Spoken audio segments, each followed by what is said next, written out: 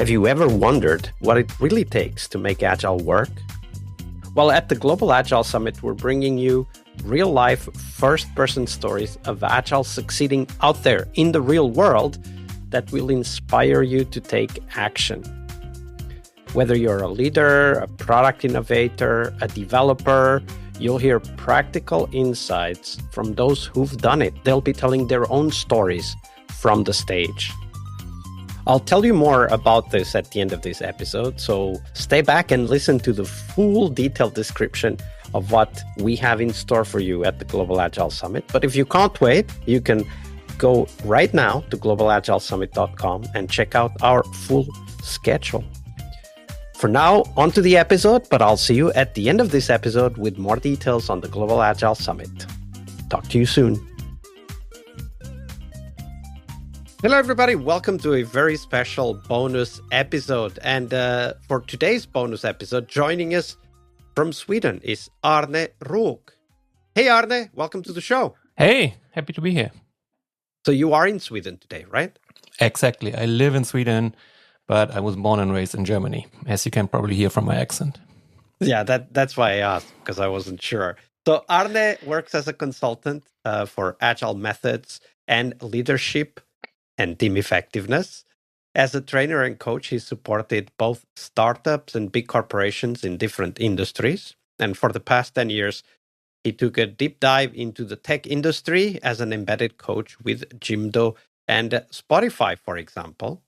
And Arne is here to talk about two leadership myths we all believed in at some point. So let's start with the first one. When we were prepping for this recording, Arne, you brought up this leadership myth that if you just take highly talented individuals and you kind of put them together into a quote-unquote team, you automatically get a high-performing team. Now, this is a myth, so we're already kind of spoiling a little bit the storyline. It isn't actually true. It doesn't actually happen like that. So in your career, what was that moment when you realized that just simply putting highly talented individuals together doesn't automatically create a high-performing team? What happened at that time and what did you learn? Yeah, so there's some things to unpack here. I would like to start with a quote that Ruth Wegeman uses a lot, and I'm sure I'm going to refer to her work a couple of times during this recording. She often says, a team of experts is not an expert team. And this is exactly the myth we were talking about, right? You have talented people, you put them in a group together, and then you expect the magic to happen. And very often that does not happen. And because everyone likes a good sports analogy, and there's plenty of examples from the sports world where, like a billionaire, for example, bought a basketball team or a hockey team and then bought the best individual players in the world and then expected, of course, to win all the championships, but that did not happen. Very often these teams ended up being very mediocre. So it's clearly not the case that we have the best individual players and then we combine them to get the best team. There's also a really fascinating story from ice hockey, which I recently read. It was the Russian team called the Russian Five or the Red Army. So that was a long time ago during the Soviet Union era. And they were basically dominating ice hockey for several decades.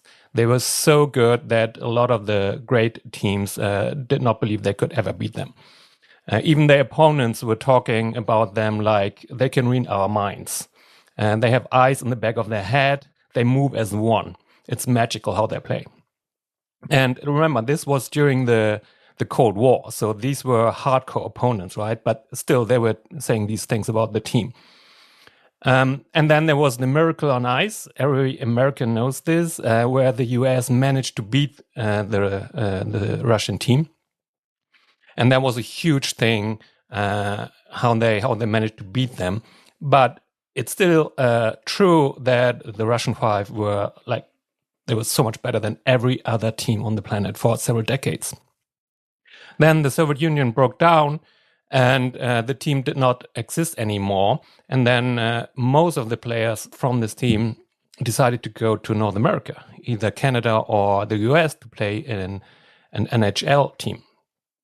And of course, the teams were very eager to get them, so they were paying a lot of money, bought them, and what happened? They were not performing well. So they did not boost the team performance. So here we have the reverse, an excellent team, but the individual players were actually, they were good, they were very good, but they were not so good that they would beat any other team on the planet.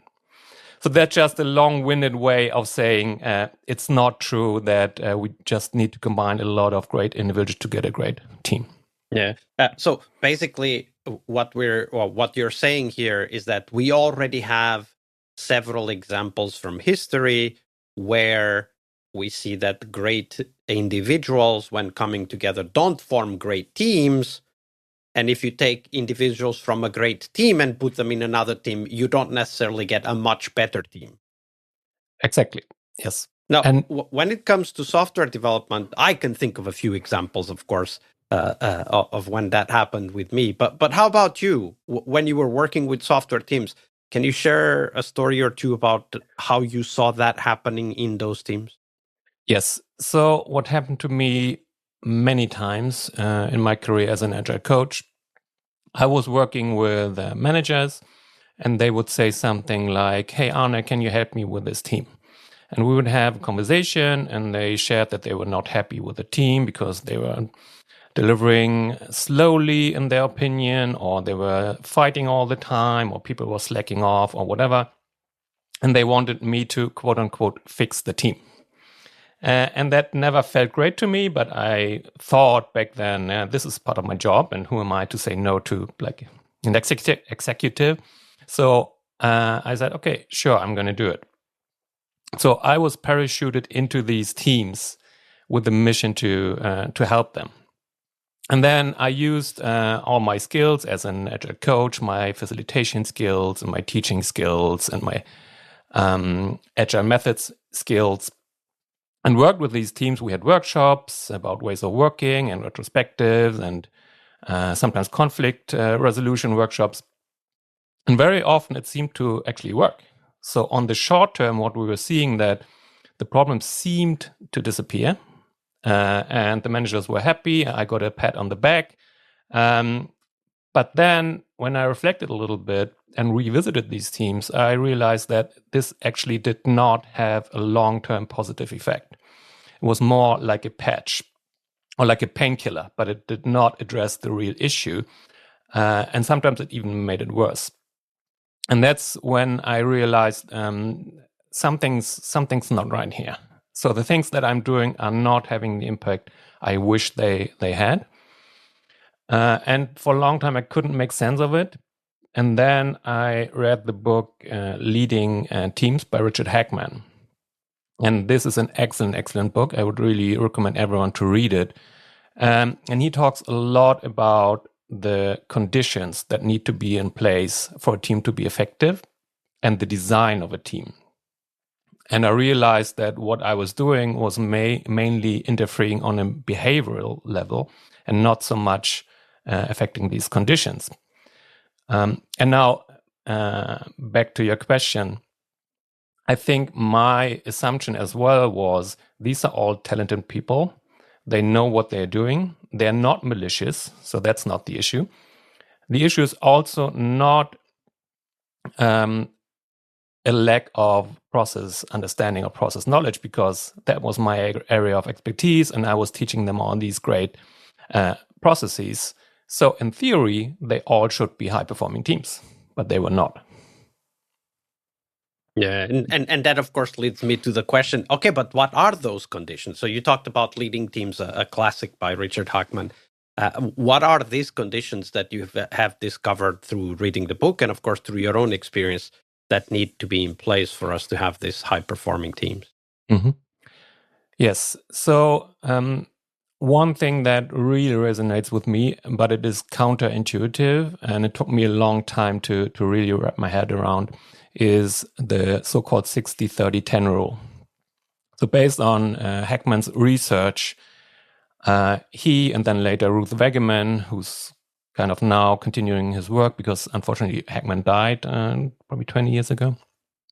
And the 60-30-10 rule says that a leader should spend roughly 60% of their time and effort into designing teams and creating the conditions that a team can flourish, 30% into launching the team, and only 10% into coaching interventions.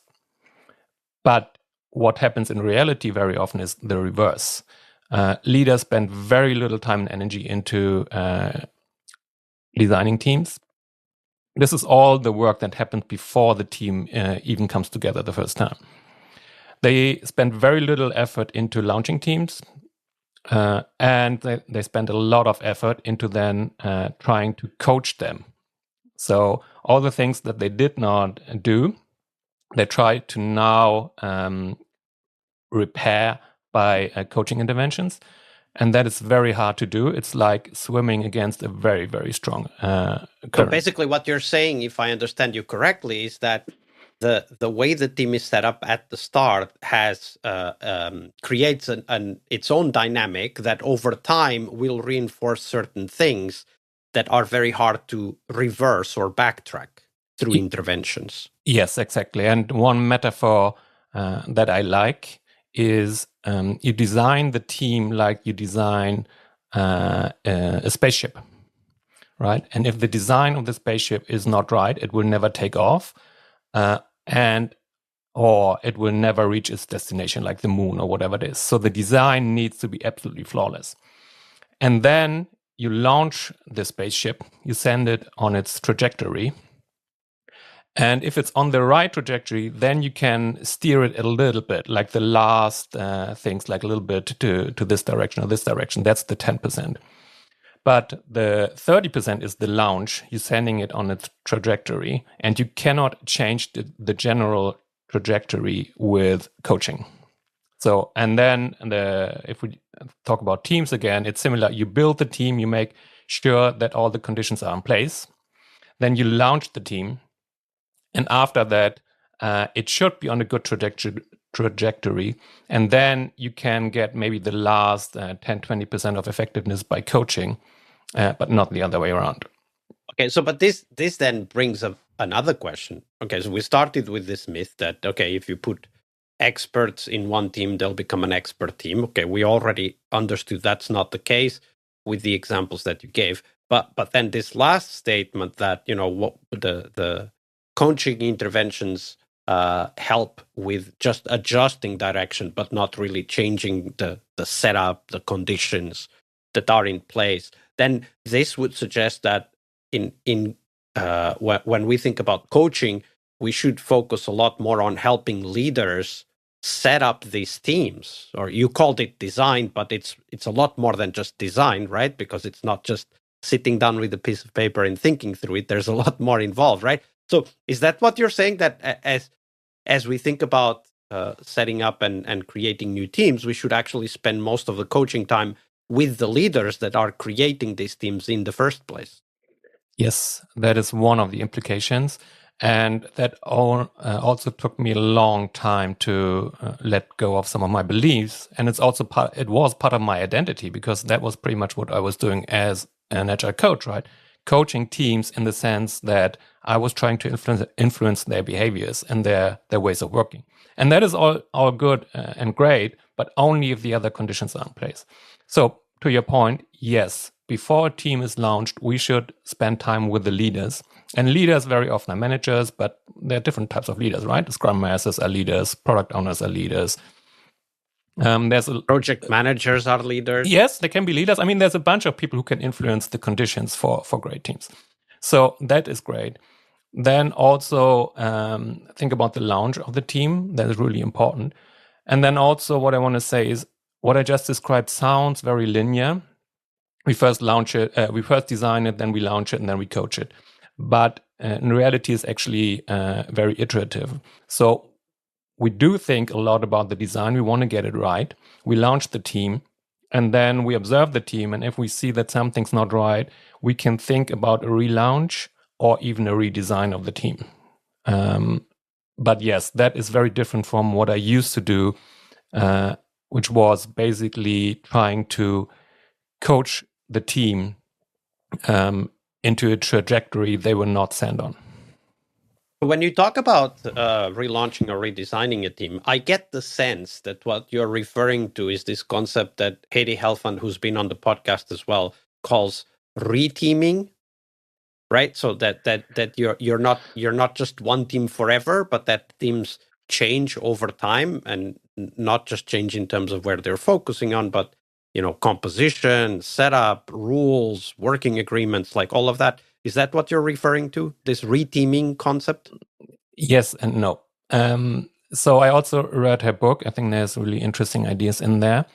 And there's an interesting tension between her ideas and the Hackman's ideas, because what Hackman found in his research was that team stability is actually very important.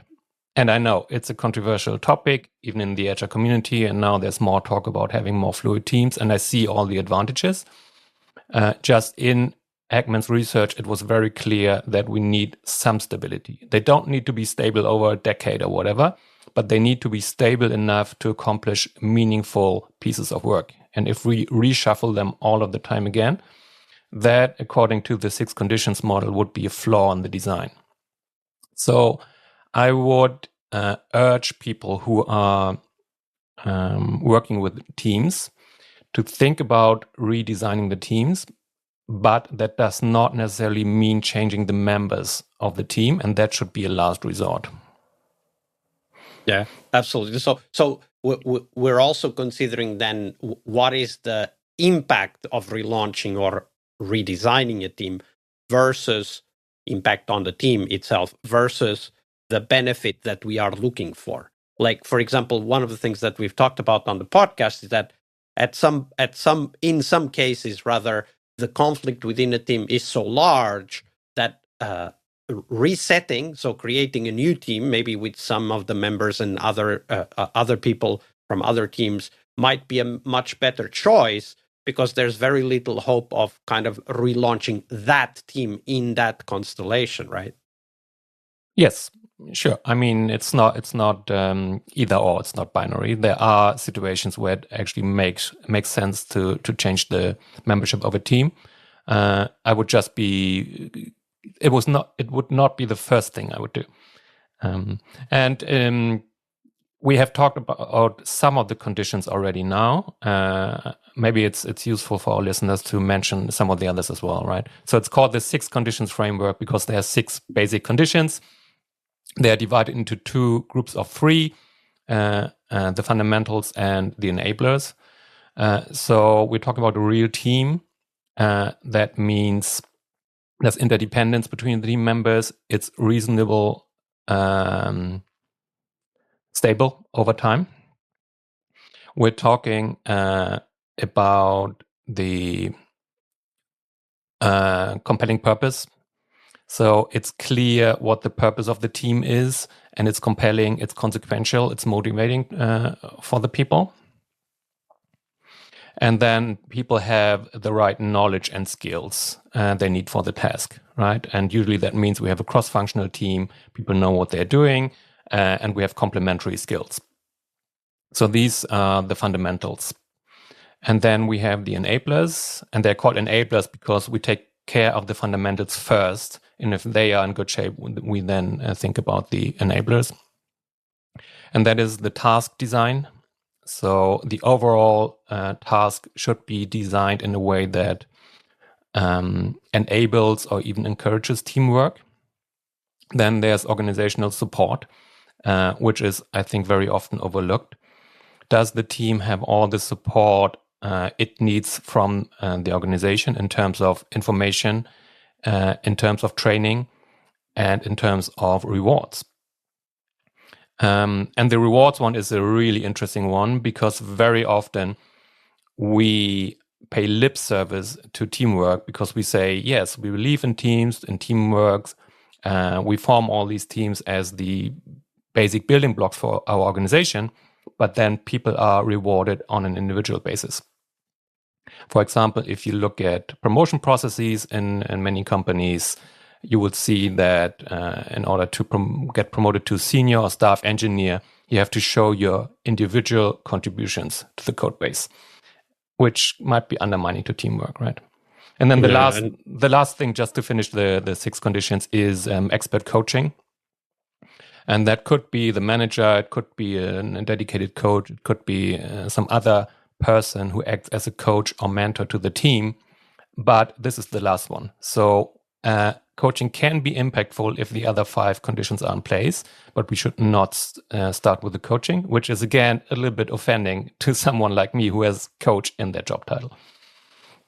Yeah. So one of the things that I really appreciate by this model and also our conversation is this idea that we need to be deliberate about setting up teams, that teams are not just a group of people that somehow comes together, and the better they are individually, the better the team will be as a whole. And that's not the case. And I'll put also the link to a very old TED Talk video by Margaret Heffernan called the Super Chicken Paradox, where she actually relates some research exactly contributing to that understanding that when you put a team of experts together, actually you get a lower performance than if you have average performance together as a team, and the difference in performance of these teams is different. And she talks about chickens as an example. So check out the video. It's a very entertaining video as well.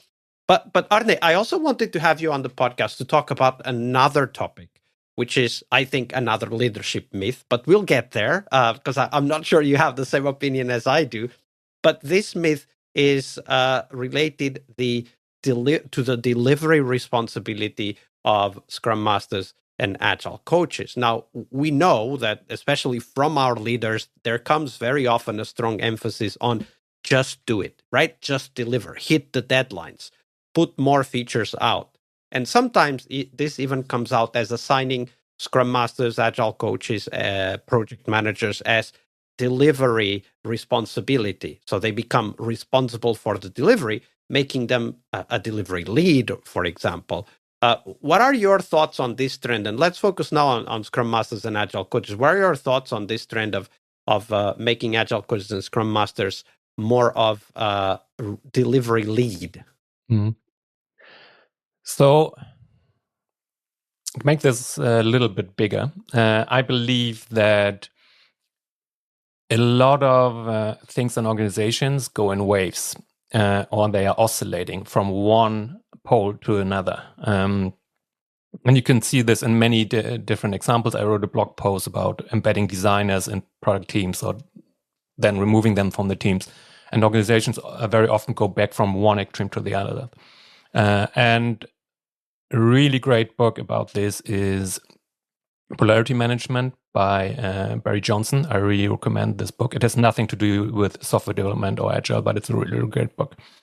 And he talks about the poles, and usually very often we are at one pole, and then we start seeing some of the disadvantages of this pole, because every pole has pros and cons, and we start seeing more and more of the disadvantages. Then we look at the other pole, and we hope to get all the advantages of the other pole. So we move to the other extreme until we then start seeing all the disadvantages, and we move back to the first one. Now, back to your question about the delivery lead and Agile coaches and Scrum Masters. I believe that one thing that has happened was Agile was partly formed as a counter movement to the old style ways of working in the 1980s and 90s, right? Which was very much process focused, and the human factor was not super important. So Agile wanted to change that, and amongst a couple of other things. And what has happened now in some organizations was that Agile people, Agile coaches, Scrum Masters have focused very much on the human factors. So it was very important that people thrive, people get along with each other, psychological safety, trust, all these things. And these are super important, don't get me wrong. And now I think what has happened recently was that organizations think that we went over the top with this. We're focusing too much, and now they start seeing the disadvantages of this. And now they're looking at the other pole, which is delivery, delivery, delivery. And there's like, oh, this is great. We should move this and there. And now we're going from one pole to the other again, from very human-centered product development to a model where it's all about delivery and we're not focusing on the human factor anymore. And I mean, it might be obvious, but we need to find a balance. Both things are important. It's not one or the other. But to me, it seems like right now we're seeing a pendulum swing to the other side. Mm.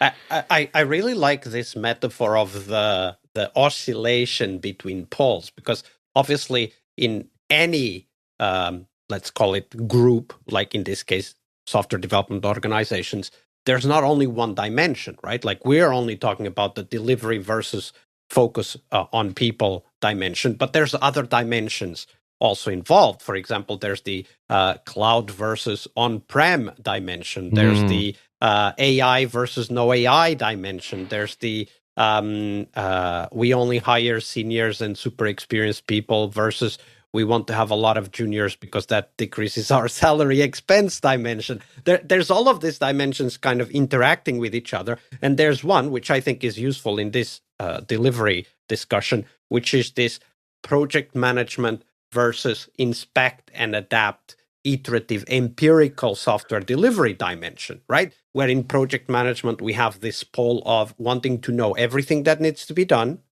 before we fund our work, and then executing that plan because the plan is what is funded. That's one dimension. And then we have on the other extreme, the lean agile financial planning. We also have a podcast episode on that, where we talk about funding teams and then maximizing the value that those teams deliver by having product management or product ownership working to find out what is the most valuable work. That's also another dimension, right? And what I fear is happening with this delivery shift, so the shift of putting the delivery responsibility on Scrum Masters and Agile coaches, is that this hides the fact that this delivery responsibility is something that has always been shared among the whole organization. I give a concrete example. I was working with a software development organization where the teams were doing Scrum, and they were relatively agile. There were things wrong, but they were doing their 2-week sprints. They were reliable. They were delivering things. But in order to release anything, they needed five different sign-offs before anything could be delivered to the market, right?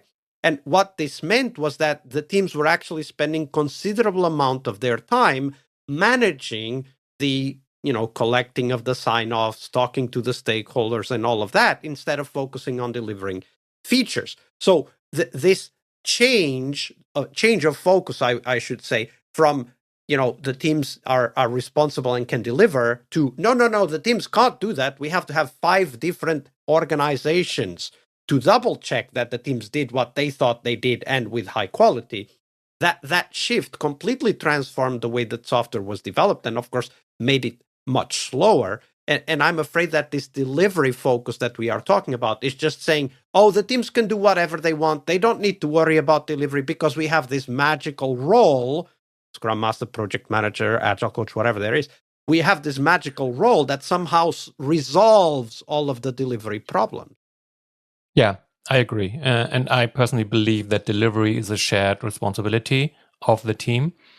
What happens if we have a dedicated delivery manager is it very often undermines teamwork because exactly like you say, now people could reject this responsibility and say, no, like this person is responsible. I'm just doing the coding. I'm just doing the designing. And that in my world is an anti-pattern. The other thing I find interesting is when we look at Scrum Masters, a Scrum Master is a full-time job, right? And especially since a lot of Scrum Masters I've met are working with 2 or even more than 2 teams. So if we now give them also the responsibility of delivery manager, what makes us believe that they have extra capacity for doing this job? Or in other words, what do we expect them to drop? And this is also a conversation people are usually not having. Yeah, and when you say, what are we expecting them to drop, then of course there's a bunch of assumptions that can come from there. But this also kind of implicitly means that, okay, but then the delivery becomes their most important priority, right? Which also means that we already know what they're going to drop. They're going to drop all the work that is done towards helping the team thrive. Yes, there's also a very interesting tension here between the short term and the long term, and the tangible versus the intangible. And delivery is usually short term or maybe midterm, and it's very tangible. Whereas what you just are referring to, building great teams and making them thrive, that's long term and that's very intangible. And then back to your point, if a Scrum Master now has both responsibilities, this person will usually prioritize the delivery because it's short term and it is tangible. So it's easier to get rewarded for this as well. Yeah. And I think from this conversation, the big question that emerges, at least in my mind, is how can we make this shared delivery responsibility or shared delivery ownership effective, right? Because the reason why the delivery responsibility is being shifted to one role, whether it's project management or Scrum Master or Agile coach, it's because it's thought to be more effective when done that way. Now, we've already talked about some of the consequences of doing it that way. It's perhaps not that effective, but making it effective, right? Like, either predictable or efficient or well coordinated or high quality, whatever that definition is, right? Making the delivery effective should still be the goal. So what have you learned from your experience on how we can make the delivery process and the delivery ownership shared, but also effective? That's a good one.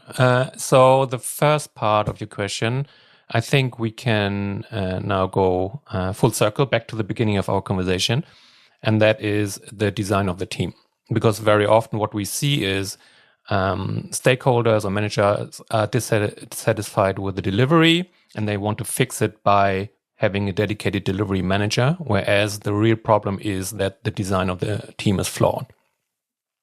So then, according to the 6 condition framework, we have to work with the managers and the team, maybe do redesign or relaunch of the team, right? And just to give you one example, which I've seen over and over again, a manager says, I'm not happy with this team and they're not delivering, so we need a delivery manager. At the same time, they are assigning people to multiple teams. Right. And if an engineer is part of 3 different teams and 2 working groups and a committee and a council, and they are also expected to work full time, super focused on the delivery, of course, that's never going to happen. So that was my comment to the first part of your question. And then the second part, I believe, was about moving from just shipping anything, just deliver, to actually creating value, impact, or outcomes, right? Yes. Yeah, and I've been struggling with this a lot because almost every organization I've seen, we can call a feature factory, right? So that they try to optimize for delivery and they don't care so much what it actually is that we deliver. And I've had, in some cases, good success with leveraging 2 practices that we know from Scrum. The first one is the sprint goal, and the second one is the sprint review. And it's interesting because both of them are undervalued and overlooked very often. So even teams that claim to work with Scrums in several years have never heard of the sprint goal. And if they're doing a sprint review, it's a mere demo. They're not getting the stakeholder feedback. So if we use those 2 practices, it can have a huge impact and shift us from just delivering stuff, just churning out new functionality, to asking ourselves, what is actually the value we want to provide, and making sure we are providing this value to our stakeholders. And then we can also apply this on a slightly bigger scale if we move beyond this single Scrum team. One example would be OKRs. I know it's a controversial topic, and it's maybe a topic for another time to get into the details, but a lot of companies are using OKRs on a quarterly basis. So every 3 months, they're setting new OKRs, and then they're coming up with initiatives, and they never check if the initiatives actually delivered the value they were hoping for. So if we use the same kind of thinking, what is the goal we want to achieve here? What is the impact? That would be the equivalent of the Scrum goal, the sprint goal. Maybe it's the product goal, maybe it's something similar. But then also in the end have a mechanism that's similar to the sprint review, that is getting feedback on, have we actually achieved what we were looking for? Have we created this value? And I know that if we're talking about a 3-month cycle, that's a very long cycle, but that's already better than what most companies have. And if we then manage to move this to have one review cycle in the middle every 6 weeks, that would take us a long way. So we're talking about creating shared delivery that is effective needs to, as you said, go back full circle, think about the design of the team. Because if a delivery manager, quote unquote, is needed to fix the team, probably it's not the team that is the problem, but how the team was designed, how it was set up, and the conditions there. And then the second thing is using tools or practices like the sprint goal and sprint review to help the team focus on learning from their process of delivering, right? Like the goal, meaning that we know actually the value we're delivering, so we can organize around that. And then with the review to actually collect effective feedback, so feedback that helps us improve for the next cycle. And then you also talked about OKRs, but I imagine that OKRs, you mentioned it more in the sense of having the company-wide view of what we are trying to achieve rather than the team view of what we are trying to achieve, correct? Exactly. And in my view, if we zoom out a little bit and think more about the principles behind the sprint goal, the sprint review, we can apply them on different levels of the organizations. And I was using OKRs just as one example where we can apply the same thinking on a company level or at least something like a business unit level. Yeah, absolutely. And I think that this is relevant in the discussion of an effective delivery process or effective shared delivery ownership, because those are company-wide considerations, right? Like in some companies, one team is responsible for the delivery because it's just one team in the company. But in most companies that deliver software out there in the world, it's going to be 2 or more teams that are impacted by a certain delivery, which then also brings another problem, which we haven't touched on today, which is the coordination chaos. Because if you have multiple teams and they all have a different delivery manager, then who's making the delivery work, right? And you're just abstracting the problem away with the hope of fixing it, but it actually doesn't fix it. It just delegates it to another level, which itself needs to eventually delegate the problem to another level, and so on. So it for me, I think one of the things I take away from this conversation is that delivery in a multi-team setup needs to be the ownership of the organization, whether it is engineering or whether it is product or whether it is team of team style organization, but it needs to be a responsibility of the organization and not single individuals. Yeah, I fully agree with that. So Arne, we're getting close to the end. It's been a wonderful and insight-filled conversation so far. If people want to know more about you and the work that you're doing, Arne, where could they go? Yes, so I'm on LinkedIn. You will find me, Arne Roock. Just search for it. And then my professional website is arneroock.com. So Arne Roock in one word.com. And you can find my profile and some of my work samples. And then also my blog is on there, where I post a lot about what we discussed today. Teams, effective teams, leadership, and then the intersection between leadership and team effectiveness. Other than that, the only social media I've left is Mastodon, because I moved away from Twitter and Facebook and Instagram. But there I only post private stuff. But if you're interested in that, you can find me there as well.